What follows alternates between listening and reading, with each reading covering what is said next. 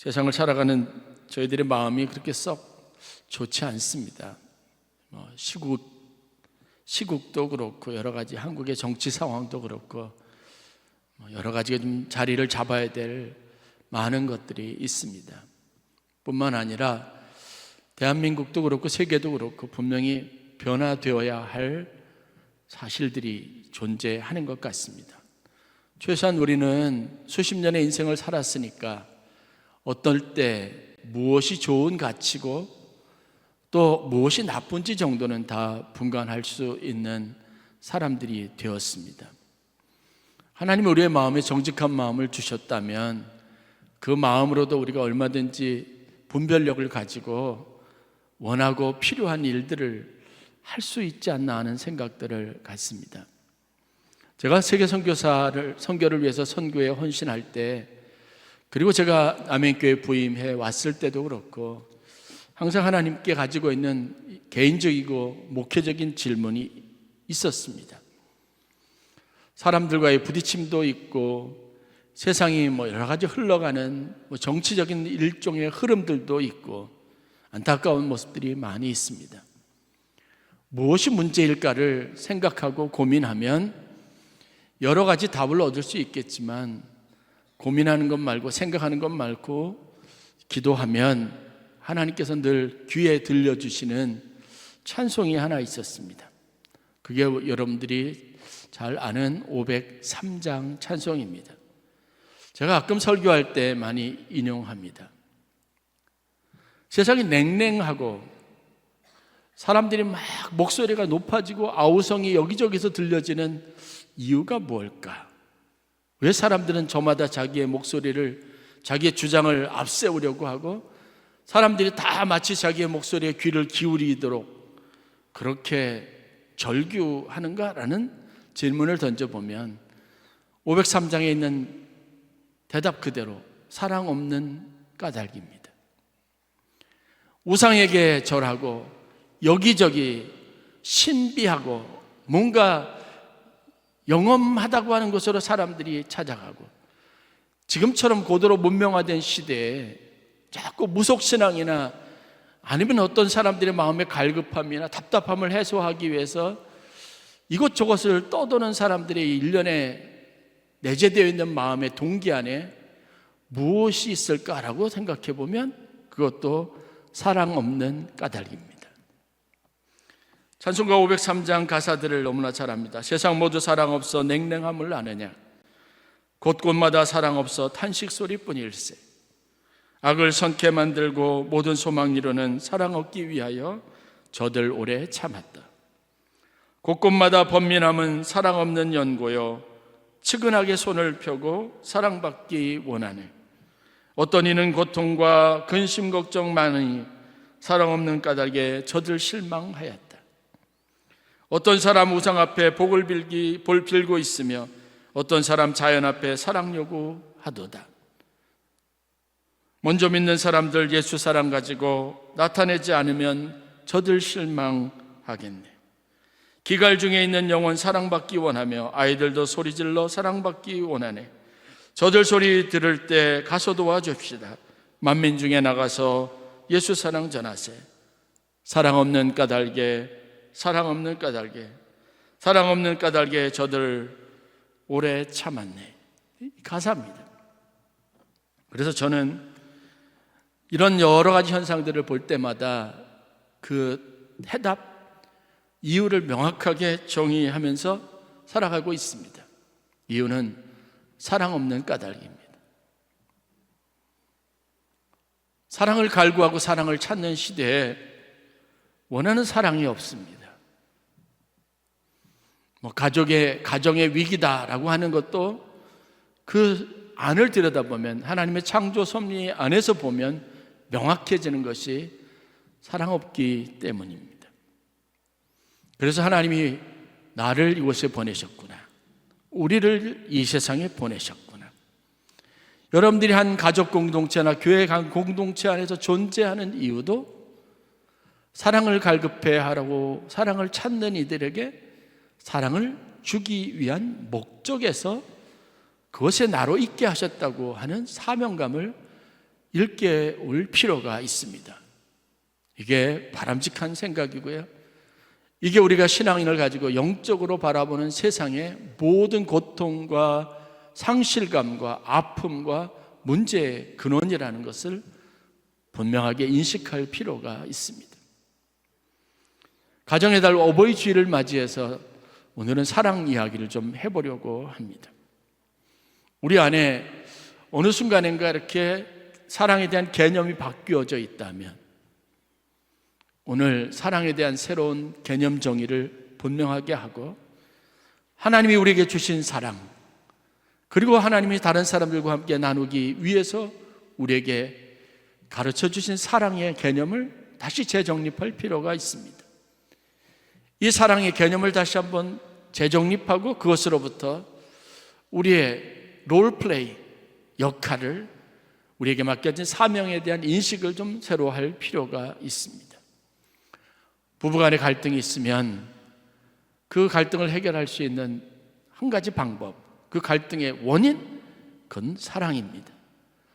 원하는 사랑이 있는데 사랑받기 원하는 마음의 욕구는 분명한데 그게 채워지지 않는 것 때문에 오는 것이라고 생각할 필요가 있다는 겁니다. 대한민국이 가지고 있는 이 위기도 무엇이냐면, 여러분 신기하지 않습니까? 인터뷰하고 여론조사나 이런 다양한 조사를 통해서 한국 사회의 이런 일반 재반 상황에 대해서 만족도를 조사하면, 우리 지난주에 어린이들 행복도에 대한 조사 제가 잠깐 말씀드렸다시피 모든 세대의 모든 사람들이 불만족을 느낀다는 겁니다. 옛날보다 지금에 비하면 지금은 훨씬 더 모든 조건이 나아진 시대를 살고 있는데도 그렇습니다. 그러면 과연 무엇이, 어떤 것이 우리의 삶에 만족을 가져다 줄 수 있을까라는 근본적인 질문을 갖게 되는 거죠. 자식이 부모로서 부모의 권위를 인정하지 않는다, 말 더럽게 안 듣는다, 이런 얘기하는 거, 그 원인도 한번 되짚어 볼 필요가 있습니다. 왜 이런 문제들이 반복되는지. 부모로서 권위를 인정받고 부모로서 자식에게 하는 모든 헌신이 분명히 있는데 그걸 전혀 알아주지 못하고 전혀 인정해주지 않는 자식들에게 서운한 마음을 갖는 것도 역시 그 원인에는 사랑의 결핍, 사랑이 사랑으로 경험되지 않는 문제가 있는 것 아닌가 싶은 생각이 있습니다. 그게 two-way communication, 서로 쌍방 간의 소통이 되어야 되는데 항상 one-way, 한 사람은 이런 생각을 가지고 나는 이렇게 했다고 말하는데 상대방은 전혀 느끼지 못하는 문제, 이것도 전부 다 사랑으로 소통하는 방법에 있어서 가지고 있는 문제점이 아닌가라는 심각한 고민을 할 필요가 있다는 겁니다.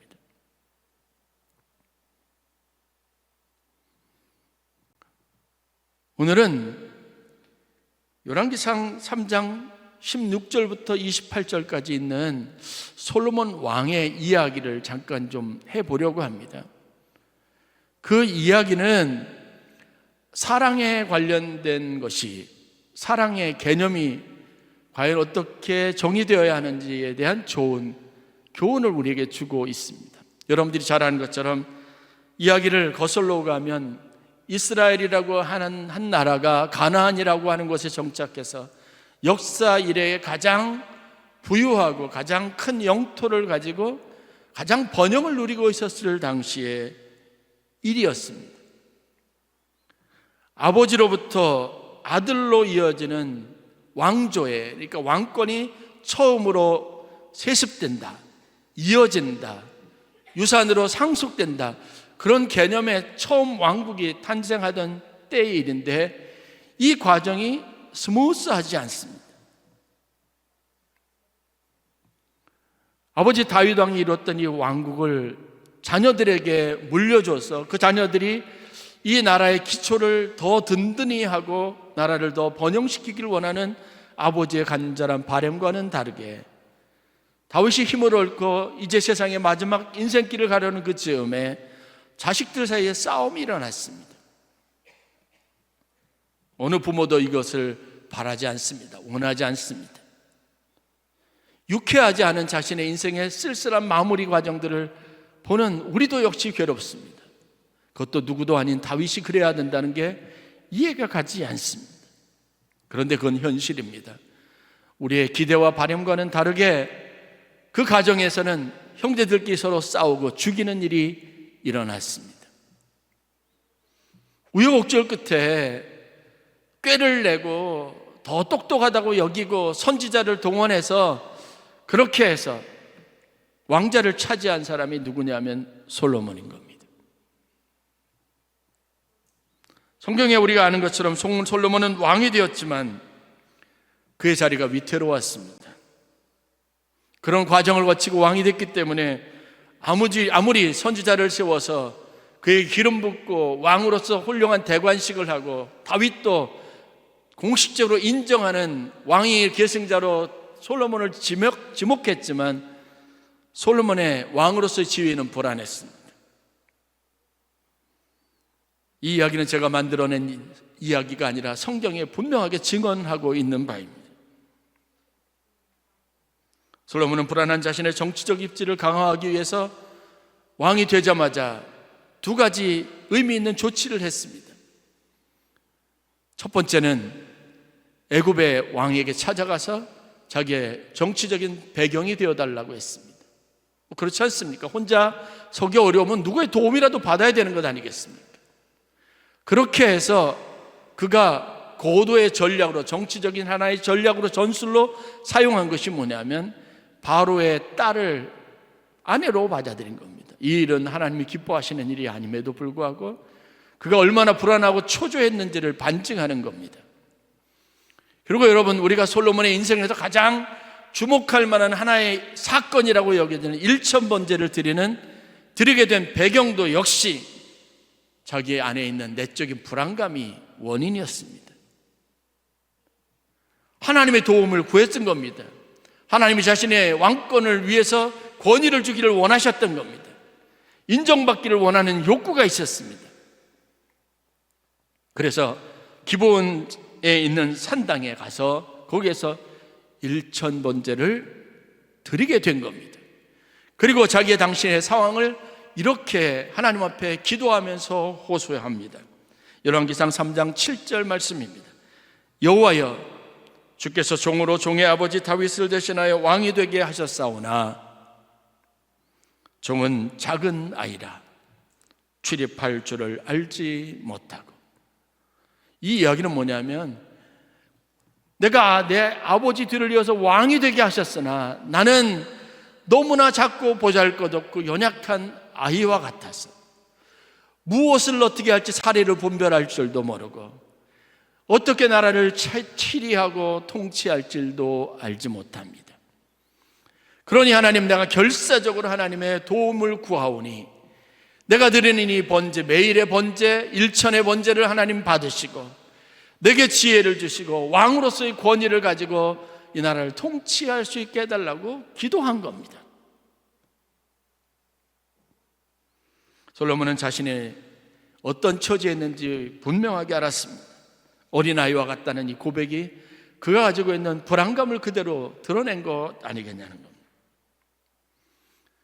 놀라운 것은 하나님은 그런 솔로몬의 마음에 기도에 응답하셨습니다. 그리고 솔로몬에게 지혜와 부귀뿐만 아니라 영광을 주시겠다고 약속하셨습니다. 하나님은 신실하시니까 이 약속을 이루어 가시죠. 그렇게 열왕기상 3장이 시작되고 그 열왕기상 3장에서 하나님의 응답을 받고 다시 현실 정치로 돌아온 솔로몬에게 처음으로 하나의 사건으로 기록된 것이 제가 이제 여러분들에게 말씀드리려고 하는 이 이야기입니다. 그래서 이 이야기가 가지고 있는 역사적인 위치가 있습니다. 중요성이 있습니다. 그 이야기는 여러분 다른 이야기가 아니라 두 여인 사이에 송사가 났습니다. 이 여인들은 한 집에 거주하는 매춘부들입니다. 그리고 둘 다 아이를 갖게 됐고 3일 차이로 각각 아들을 출산을 했습니다. 그런데 나중에 출산한 여인이 부주의로 아들이 죽게 되었습니다. 이 여인은 그 슬픔 대신, 그 상실감 대신 아주 나쁜 일을 획착했습니다. 바로 자신의 죽은 아들과 자기보다 먼저 출산했던 그 여인의 아들을 바꿔치기 한 겁니다. 그리고 내 아이라고 말합니다. 젖을 물립니다. 양육하려고 합니다. 자기 아들이 죽었다는 현실에, 멀쩡히 살아있던 아들이 죽었다는 현실에 여러분 알 수 없으니까, 인정할 수 없어서 먼저 아들을 낳고 빼앗긴 이 여인이 저 아이가 내 아이라고 주장하고, 그래서 둘이 다툼이 생기고 송사가 일어났는데 이 문제를 해결해 줄 수가 없어요. 뭐 오늘날 같아서 유전자 검사를 하면 명확해지겠지만 그렇지도 않으니까요. 이거는 누군가 지혜로운 판단을 해줘야지 해결될 문제입니다. 유아니까 그 본래 모습 안에서 부모의 나 닮았다, 너 닮았다, 요즘 아기들 태어나면 그러지 않습니까? 할아버지 닮았다, 할머니 닮았다, 외할아버지 닮았다, 외할머니 닮았다, 아빠 닮았다, 엄마 닮았다, 심지어는 고모 닮았다, 이모 닮았다. 아이들에게 그 얼굴에서 여러분 누구의 자식인지를 분별할 수 있는 방법이 없는 거예요. 그때 이 문제를 가지고 솔로몬에게까지 찾아온 두 여인에게 솔로몬이 판결을 합니다. 자기 신하에게 말해서 칼을 가져오라고 말하더니 그 아이를 넣고 반으로 나누어서 각각 아들이라고 주장하는 두 부모에게 나눠주라고 판결한 겁니다. 야, 대단하다 이렇게 생각하겠지만, 그렇게 해서 한 여인은 그 일에 대해서 받아들이는 것 같은데 다른 한쪽에서는 갑자기 울고불고 난리가 난 거예요. 그러더니 그 여인이 절규하면서 그렇습니다. 내가 포기할 테니까 이 아이를 저 여인에게 주십시오. 그 말 한마디가 솔로몬으로 하여금 진짜 어머니가 누구인지를 구별하게 하는 계기가 되었습니다. 이 이야기는 단순히 송사 사건에 대한 솔로몬의 지혜를 드러내는 일이 아니라, 이런 재판의 의미를 넘어서 솔로몬이 왕으로서의 권위를 인정받고, 그리고 그가 세상을 바라보는 시각, 그 다음에 사람들 안에 내재되어 있는 어떤 문제들을 해결하는 방식에 있어서 탁월한 지혜를 가졌다는 걸 사람들에게 드러내게 된 겁니다. 여러분 성경을 보십시오. 그 이후로 솔로몬이 이와 같이 지혜롭다고 여기는 세상의 최고의 지혜를 가진 사람이라고 온 이스라엘뿐만이 아니라 주변에 있는 나라들이 다 그의 지혜로움에 대해서 감탄하고, 그 다음에 그에게 물건을 가지고 와서 그의 지혜로움에 대해서 보기를 원하고, 이런 마음들을 품게 했던 결정적인 계기가 되었다는 겁니다. 이후로 이 이야기 말고 그의 지혜에 대해서 드러냈던 다른 이야기가 기록이 되지 않았습니다. 그럼에도 솔로몬은 지혜로운 사람의 대명사가 되었습니다. 여러분 아십니까? 이 사건에 대한 판결이 하나님이 솔로몬에게 약속하신 것을 증명해 보이는 것이 되었다는 겁니다.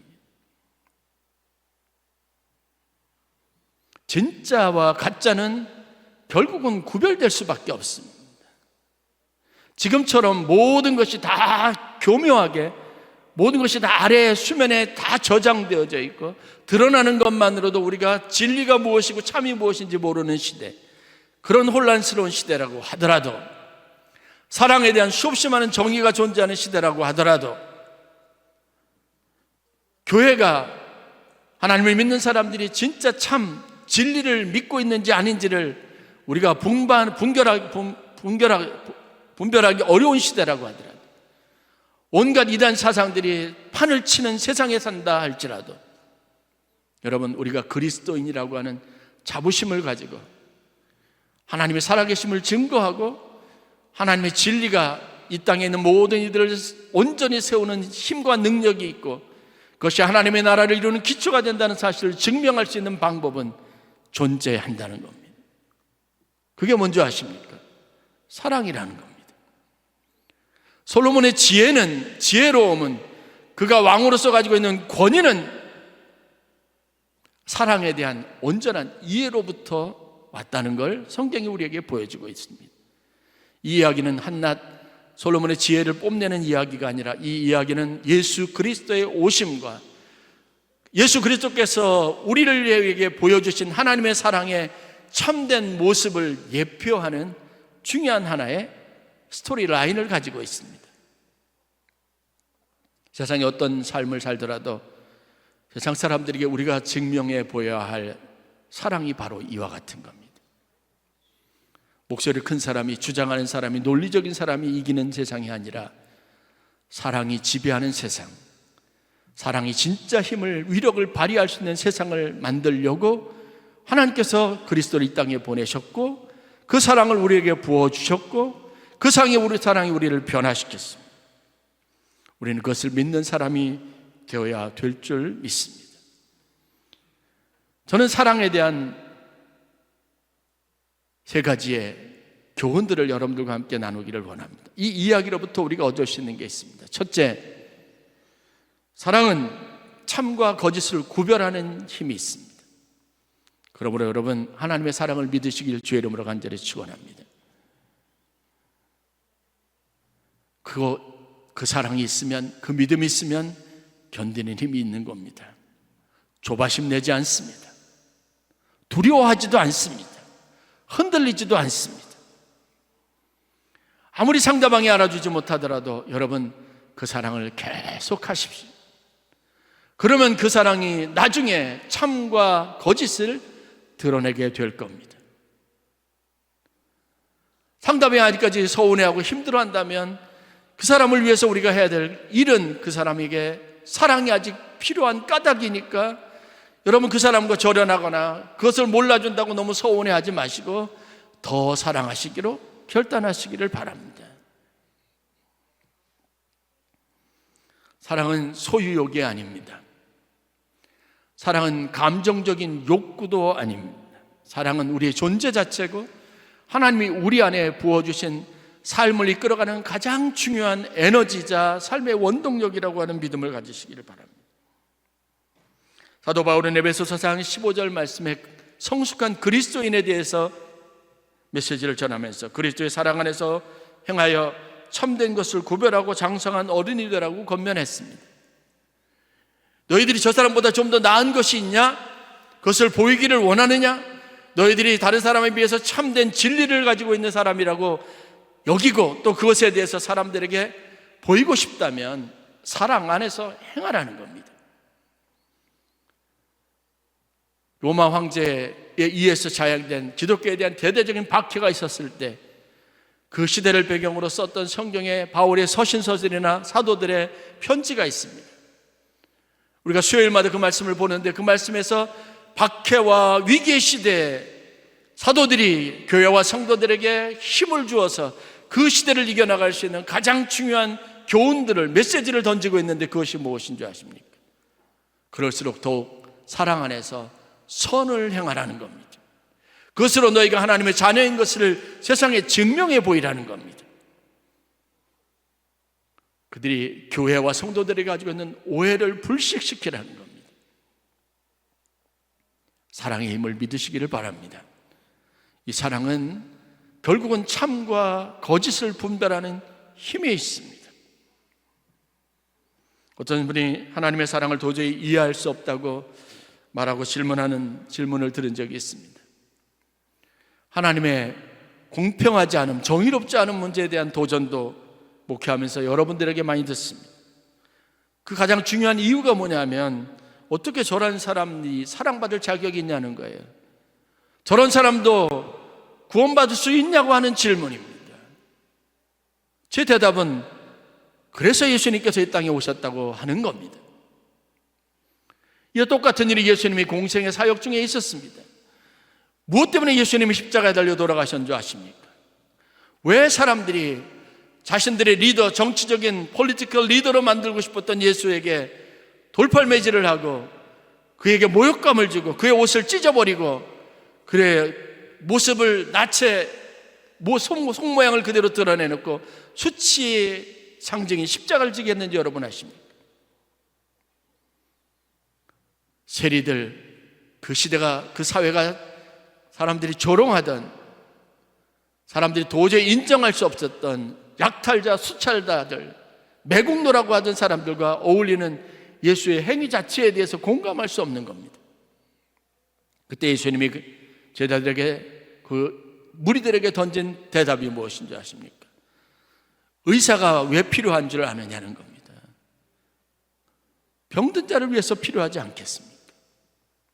병든 자를 위해서 존재하는 게 의사입니다. 그래서 존경을 받습니다. 그래서 경제적인 많은 대가를 지불하는 겁니다. 제가 아는 의사 선생님을 보더라도 의사가 자식이 있다면 의사를 만들고 싶지 않아요. 아침부터 밤 10시까지 계속해서 아이들 얼굴을 보기를 합니까? 뭐 합니까? 그렇게 힘들고 어려운 사람을 만나요. 저도 목사니까 문제 있고 어려운 사람들 만나다 보면 매일 아픈 사람 이야기 들어주는 게 얼마나 여러분 많은 인내심을 요구하는 건지 여러분 아십니까? 의사 선생님들에게 너무 친절을 요구하지 마세요. 힘든 일이에요. 다 죽겠다고 하는데 그 아우성 다 들어줘야 되는 겁니다. 그런데 어떻게 다 친절할 수 있겠어요? 또 한두 사람이 아니고 오는 사람마다 그래요. 그런데 예수님은 사랑이 필요한 사람에게, 도움이 필요한 사람에게 도움을 주시기 위해서 오셨다고 말씀하신 것 아니겠습니까? 제가 생각하는 하나님의 사랑의 정의는 이겁니다. 성경이 말하고 있는 하나님의 사랑은 어떤 공로나 행위에 있어서 인정받을 만하고 그것에 대해서 칭찬받을 만한 사람들이 받는 게 아니라 그 사랑이 필요한 사람들에게 가게 되어 있는 게 하나님의 사랑의 특징입니다. 왜냐? 그 사랑이 그들에게 있어야 그들이 살 수 있고 그들이 치유받을 수 있고 그들이 변화될 수 있기 때문에 그렇습니다. 그래서 어떤 사람들은 교회는 멀쩡한 사람들이 가는 곳이 아니라고 얘기하는데 그 얘기도 틀린 말 아니에요. 다소 모욕적인 이야기 같지만 아니에요. 목사로서 존재하는 것도 여러분 동일한 목적이 있는 겁니다. 힘들고 외롭고 어려운 사람들에게 도움을 주고 하나님의 사랑을 전하고 하나님이 주시는 영적인 힘을 공급하기 위해서 있는 것 아니겠습니까? 그러니까 힘들고 어려운 일인 것 맞습니다. 이게 하나님이 우리를 사랑하시는 사랑입니다. 여러분, 위로를 얻으려고 뭔가 보람을 얻으려고 사랑하는 방식에서 좀 이제 생각을 바꾸시기를 주의 이름으로 간절히 축원합니다. 사람들이 그 사랑을 모른다고 너무 원망하지도 마십시오. 하나님 우리에게 주신 사랑은 우리가 부모로서 존재하면서 아니면 우리가 이곳에서 어떤 리더를 가지고 역할을 가지고 존재하는 이유는 거기에서 대가를 얻기 위한 것이 아니고 인정받기 위한 것이 아니라 필요한 사람이 있어서 그 필요한 것을 공급하기 위한 목적에서 하나님이 세우신 것이고 보내셨다고 하는 이 사실을 믿는 믿음을 가지시기를 주의 이름으로 간절히 축원합니다. 그러나 분명한 것은 하나님은 이것을 끝까지 유지하시고 그것이 참되고 바른 것을 세상에 증거하신다는 겁니다. 두 번째 우리가 사랑에 대해서 알아야 될 사실은 참된 지혜와 사랑은 결국은 하나님의 영광을 드러내고 모든 사람에게 진리로 살게 하는 힘이 있습니다. 사람들의 삶을 교정하고 바르게 합니다. 그렇게 사랑을 받은 사람이 그 사랑에 반응해서 회복되고 새로워진다는 겁니다. 오늘 요한일서에서 사도 요한이 교회와 성도들에게 하는 메시지가 무엇인 줄 아십니까? 보라, 아버지께서 어떠한 사랑을 우리에게 베푸사 하나님의 자녀라 일컬음을 받게 하셨는가. 이 메시지는 다음에 이어지는 중요한 구절들로 그 이야기를 계속 이어져 나가고 있습니다. 결론은 그겁니다. 우리가 하나님의 사랑으로부터 결핍을 가지고 하나님의 사랑이 우리와 함께하지 않은 것 같은 소외감을 가지고 현실적으로 괴로움을 당하지만 아니라는 거예요. 하나님 우리에게 어떤 사랑을 주셨는지를 다시 한번 생각해 보라는 겁니다. 그러면 우리의 미래가 분명해지게 되어 있습니다. 우리 앞에 나타날 일이 명확해지게 되어 있습니다. 그래서 주를 향하여 이 소망을 가진 자마다 그의 깨끗하심과 같이 자기를 깨끗하게 하느니라라고 말했습니다.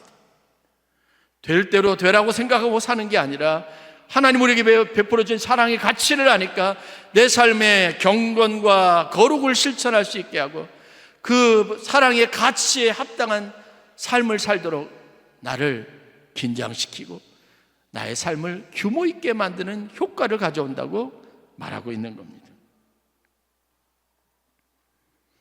하나님의 방법은 언제나 옳습니다.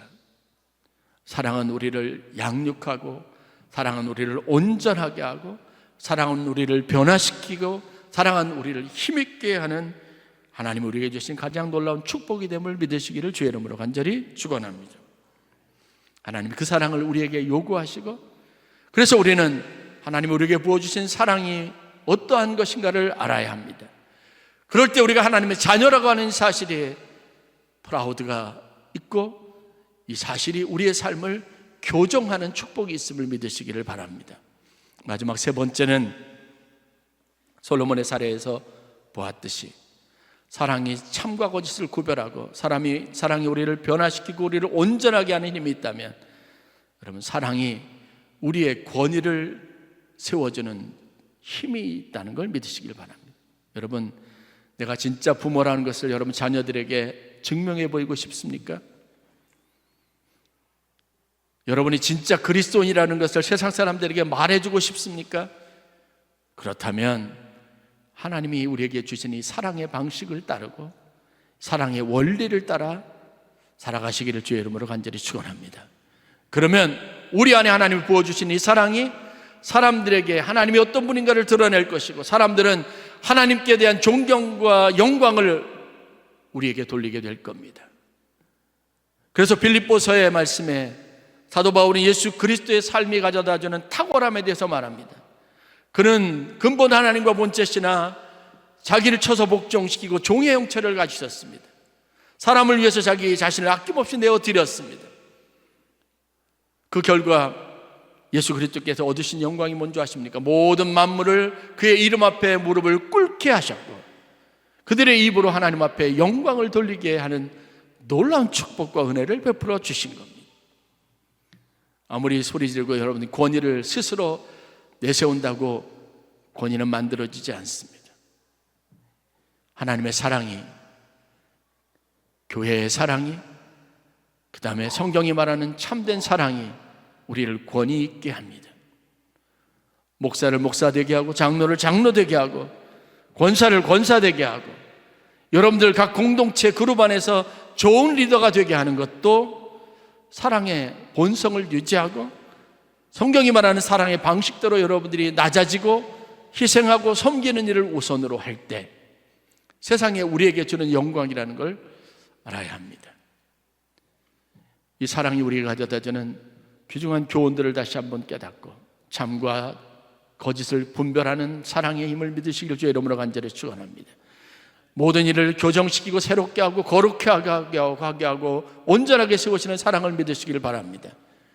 우리 삶에 권위와 영광을 주시는 하나님의 사랑을 끝까지 유지하고 그 사랑을 실천하는 저와 여러분들이 되실 수 있기를, 이 시간에 이 세상에 참된 부모가 되실 수 있기를 간절히 축원합니다.